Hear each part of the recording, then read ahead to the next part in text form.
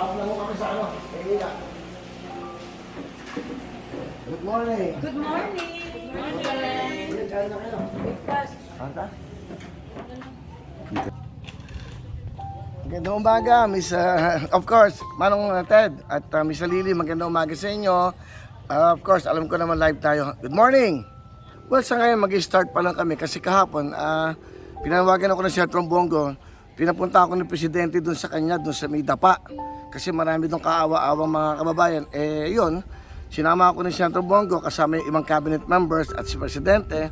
At yun, pinasaya mo yung mga tao, nakita ka, siyempre, nakita mo yung mga ngiti nila sa kanilang mga labi, sigawan, at nakapagpangako tayo ng kahit papanong tulong. And then right now, andito ako ngayon sa bahay ni Mayor, no? Inikutan namin ng chopper yan, of course, kuya kami, Siargao, Dinagat, ang dami. Ito ngayon, pupunta kami ng halian ngayon. Pero bago mangyari yan, nandito na yung siyam na Mayor. Kasi nakapagsalita ako kahapon sa Presidente at sa publiko. Si Mayor Baby Toro. Katabi ko siya. Ngayon magmi-meet kami lahat ng mga mayors. Nandito na sila. Talagang makikita mo yung mga itsura nila talagang bagsak. At pag nung nakita ka at medyo nakapagpangako ka na magbibigay ka ng tigo 1 million sa bawat town, no? Sa bawat lugar dito, sa mga mayor. Eh, nakita mo na rin yung saya nila. Para sa kanila talaga to eh.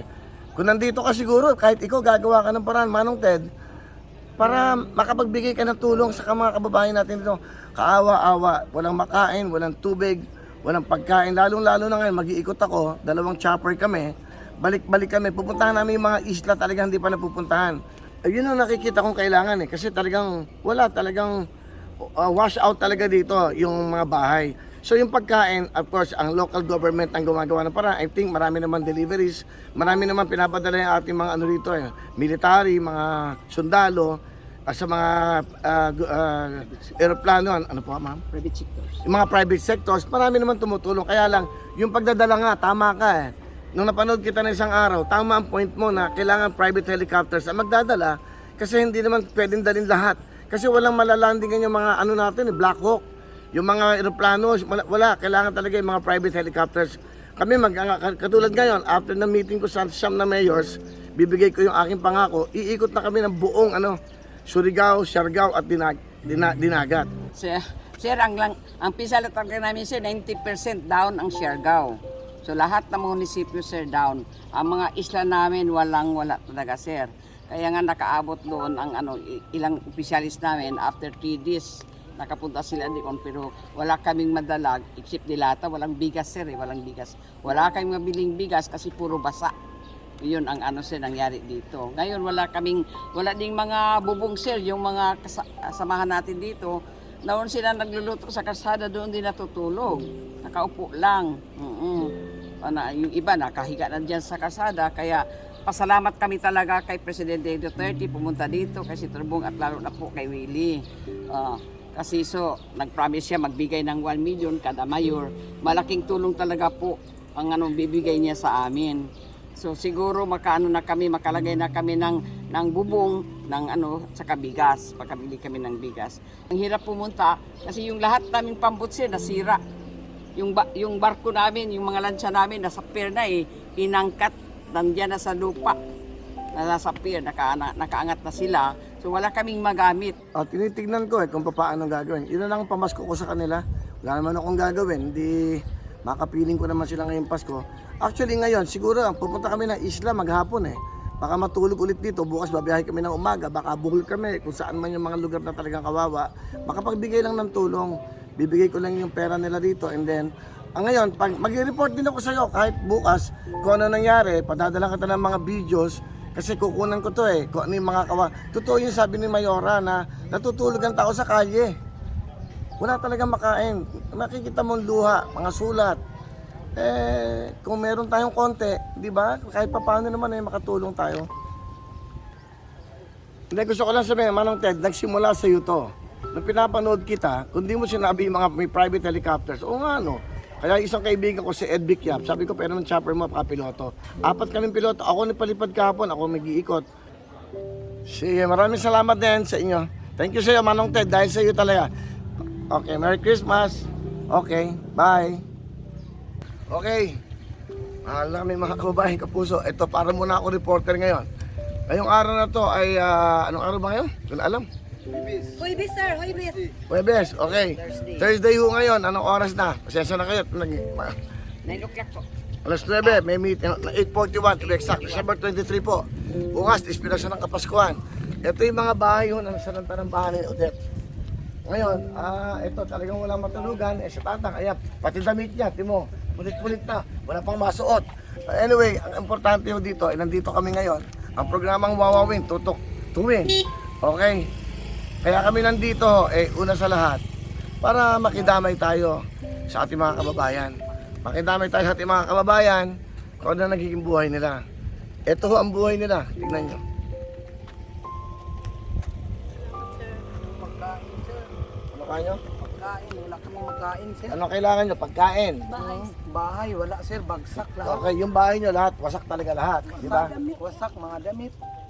Magmula nung December, okay, nung nangyari yon, nung 16. Mayroon naman kaming pagkain pero nung nangyari na yun wala na sir kasi lumubog sa tubig. Yung mga damit sa pagkain bumak kasi at saka may hangin din. Bakla.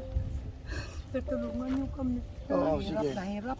Lahat damit namin, sir, lubog sa baha. Wala kaming Sir, makain. tingnan mo sir yung aking kamay. Sa kalalaba kasi wala na kaming damit.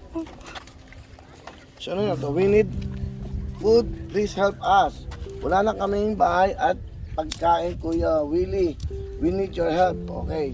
So ito, nandito ako ngayon dito sa barangay na to. Tuburan, sir. Sa Del Carmen. Tuburan del Carmen. dito sa Surigao del Norte. Siargao. Siargao sir. Siargao. Okay. So ngayon, ito ang sitwasyon dito ngayon. Ngayon, after nito, okay magalala, nag-uusap na kami ng inyong mga head. Si Mayor Coro, di ba? At nagbibigay ako ng 1 million para sa inyong pagbili ng bubong, Salamat, sir. pagkain ha. At syempre, kailangan sa kanila iabot para pantay-pantay ang pagbibigay. Salamat sa inyo. sir. Salamat, sir. Salamat. Sige. So bali, ito yung sitwasyon ng buhay nila ngayon. Ito, yan. Talagang nakaro natin. Sandali lang ha. Tingnan ko. O, yan. Ito yung ating mga ito, pakita mo.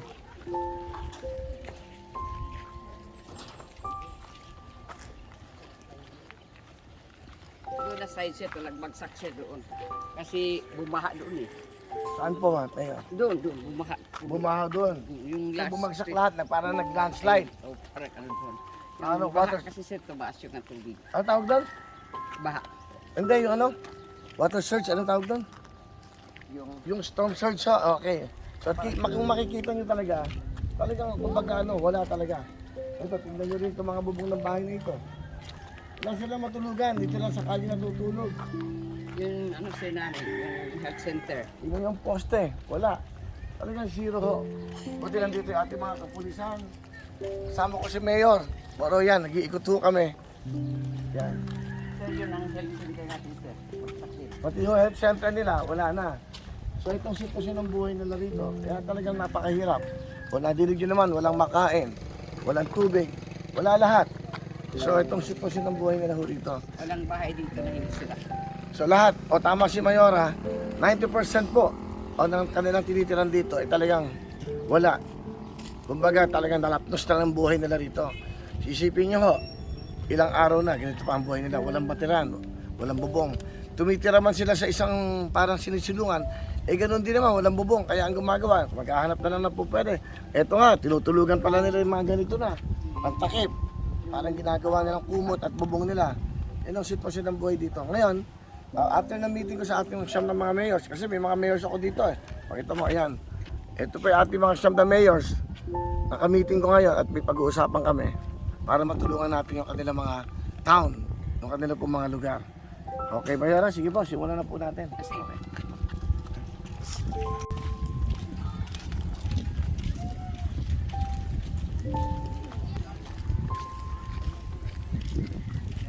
Maganda nakangiti kahit may pagsubok sa buhay. Di ba? Maganda, lilipas din to.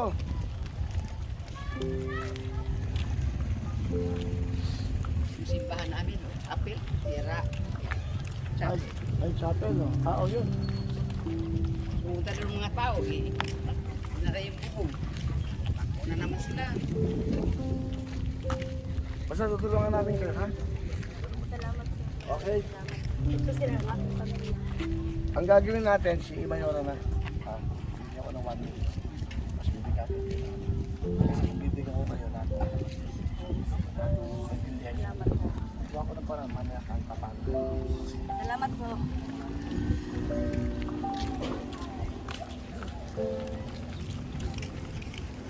Okay, thank you very much po sa ating tuloy pero bago, gusto ko pasalamatan ang ating mga sponsors na lagi nandito sa programa ito. Ito na po, Hey Pretty Skin!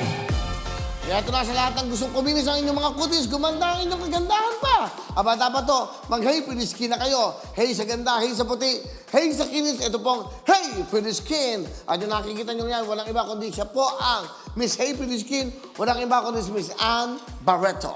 Si Miss Ann Barreto po, ay nako, may maganda ko mga proposals sa inyo. Kung gusto nyo daw mag-business online, mag-Facebook page kayo ng Hey Pretty Skin, tanongin nyo kung paano kayo maging distributor po ng Hey Pretty Skin. Ayan o, si Miss Ann Barreto, ito ang kanilang mga produkto. Sa lahat ng gustong kuminis pa, maganda ka na, gaganda ka pa, kikinis ka pa, tandaan mo, Hey Pretty Skin!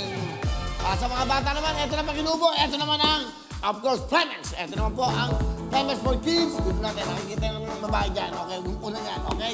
Yan po, ha? Hey, Pretty Skin, ayan po. I hate it, Pretty Skin. Ito na po ang Plemex para sa ating pong mga kids. Sa lahat po ng mga batang inuubo, mga nanay, tatay, ito po ang, okay, Plemex for Kids. Importante yun para maalagaan na inyong mga mahal sa buhay ng mga anak. Plemex na tayo for kids. At siyempre sa lahat po ng gustong lumakas ang katawan, ito na po the best na vitamin C. Walang iba kundi ang Gensi! Ang Gensi po ang the best para sa ating lahat. Anong bakit? Ito ang Gensi. Alam mo, pwede na pala natin ipalabas. Rod, yung commercial nila, yung ating na, pwede na palang ipalabas yung BTR. Okay na. So, di ba? Oo, palabas natin. Gensi natin. Dahil pwede na pala. Araw-araw natin yan. Ito ay available sa lahat po ng butika, drugstore sa buong Pilipinas. Tandaan nyo, Gensi, Vitamin C, eto po sila. Go!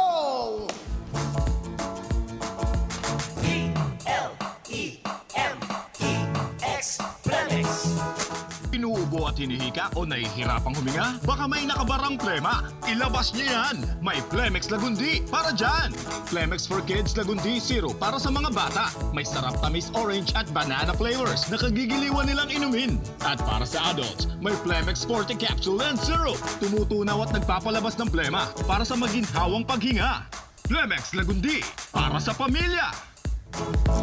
If symptoms persist, consult your doctor. Gen C, vitamin C for the family. Gen C, umiwas sa sakit, mag-Gen C. Para hindi sakitin, kailangan ng malakas na resistensya sa exercise, tamang pagkain at araw-araw na pag-inom ng Gen-C Vitamin C. Makakatulong ang Gen-C Vitamin C sa pagpapalakas ng immune system. Gen-C Vitamin C capsules for adults. Tulong proteksyon sa kalusugan, depensa, laban sa sakit, resistensya para may laban. Gen-C Vitamin C. If symptoms persist, consult your doctor. Okay, yung po ating mga sponsors. Maraming salamat po sa Gensi. Ito po ay available sa lahat po ng butika, drugstores sa buong Pilipinas. Ito po ang the best na vitamin C. Ito talaga. Dahil alam niyo naman, tuloy-tuloy pa rin kami magprograma dahil doon sa Gensi. Ibig sabihin yan, kahit na may pandemya, ito ang aming vitamin C. Gensi! Vitamin C. Okay, thank you very much. O yan, di pa tayo tapos. Okay. Nakita ko kasi yung question nyo rito. Kanina, kausap ko si... Yan po ang nag-represent the whole island. Kausap ko si Manong Ted Pailong kanina. Sinukuliwento ko na. Ito na ba, kompleto na ating mga mayor? So, ang total po mga isa nga. Ang total is 9 mayors. Siyam na bayan po. Siyam na bayan. Ano-ano ba yung mga bayan po dito para alam natin? Dapa, Pilar, San Benito, General Luna, Burgos, San Isidro, Socorro, Santa Monica, saka Del Carmen. So, kompleto po yun.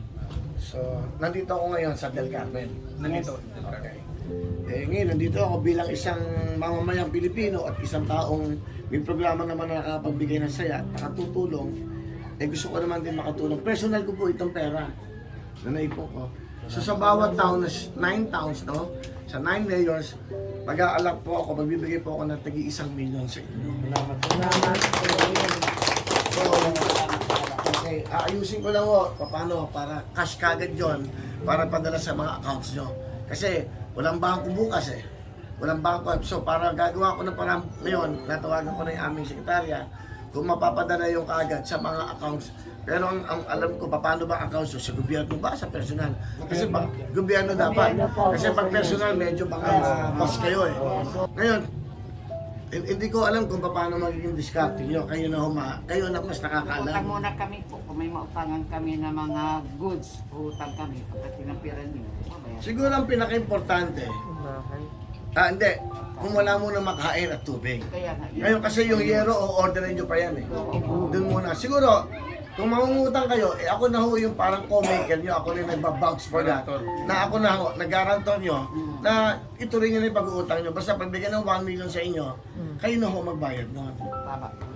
Para lang hindi nyo na, para kahit pa paano eh, at least pinasa ng Pasko bukas eh. So kahit pa paano, mangiti naman yung inyong mga mahal na kababayan dito. Para lang hindi nyo na, para kahit pa paano eh, at least pinasa ng Pasko bukas eh.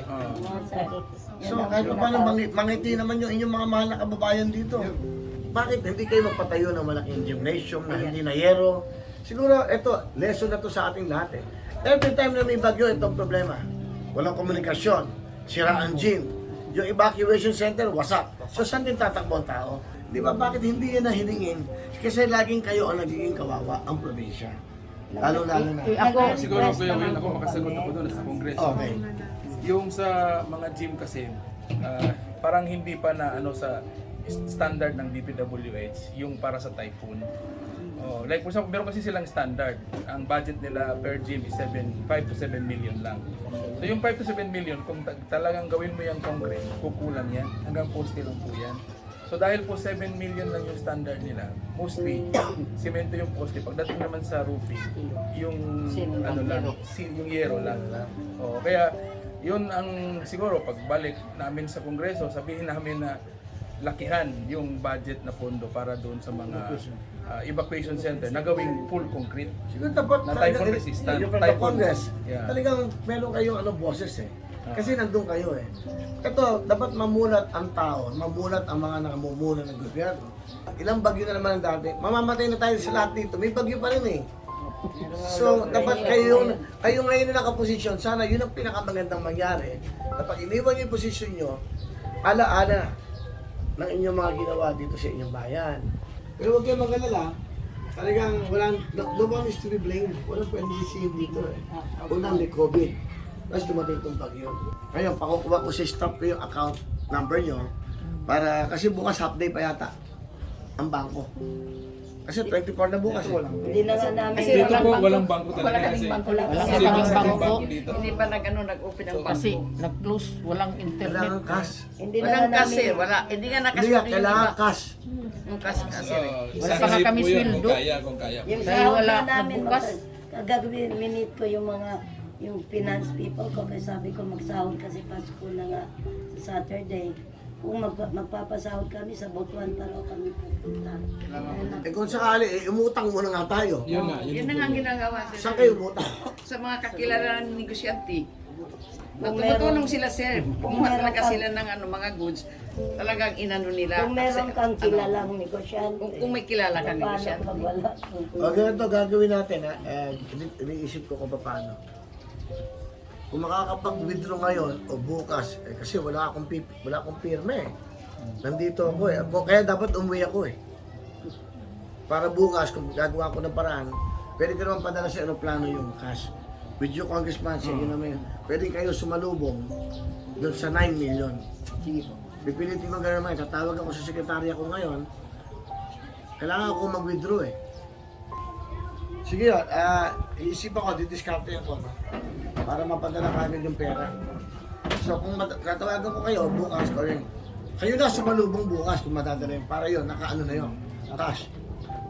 Pakunan nyo na lang ng video para malaman ng mga kababayan nyo na talagang may tutulong din kayo. Ayoko mapahiya yung mga taong bumoto sa akin. Gusto ko, yung may silbi ko sa bawat boto na ginawa sa akin. Itong programa ko, wala akong kaaway. Nagagawa ko lahat ang gusto ko. O pumunta ako dito, wala akong pagpapaalaman na gobyerno. Magbibigay ako ng tigo 1 million sa inyo. Wala akong dadaanan na COA. Walang kuwa. Wala ko na. Bakit? Pera ko to, pinagala. Hindi ako politiko. Yung perang yan, galing yan sa hirap ko, dugo at pawis ko. Sa well, siyempre, nakipagama ko lang. Pero, kung maganda, kaya nga naantig yung puso ko na nakita ko. Gusto ko rin pumunta ng Bohol bukas. Kaya naman, papasko eh. Ano ba naman yung sa 1 milyon di ba? Napakaswerte ko naman sa buhay. Lahat na lang. Isipin nyo, walang trabaho lahat, pero may trabaho akong wawawin. Nagbibigay ng jacket, nagbibigay ng tablet, nagbibigay ng 10,000, 30,000 araw-araw. Yun, sobra-sobra ng biyaya ng Diyos sa akin. So ito naman yung pasasalamat ko. Ang pinaka-importante, nakakatulog ako ng mahimbing. Lalo na ngayon, pag natanggap ka na yung pera nyo, lahat kayo magiging mahimbing. Gagawa ko na ba? Tatawagan ko na sekretaryo ko pag available yung cash at magpapasundo na lang siguro. Isipin nyo, gagaso ko ng 300,000 sa aeroplano. Kasi rarentahan yun. Magtatagal kung hindi ko mapirma ng cheque para mailalim pera mo. Ayun na. Kaya magalang, pagdasan nyo na, kumbaga, nakabalik agad ako ngayon. Digo, kung pagdating ng chapter, alis na agad tayo. Alis na tayo. Magbigay na tayo. Will, salamat po. Salamat po. At pagbisita mo, Kuya Will, at least kami ba nakatawa, So yung mga tao na sumaya talaga kahapon. Masaya lahat nakatawa sa pagdating mo. Sige po.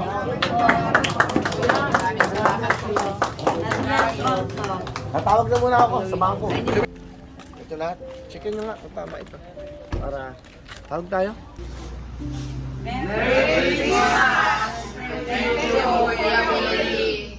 Salamat, maraming salamat Willie sa tulong mo.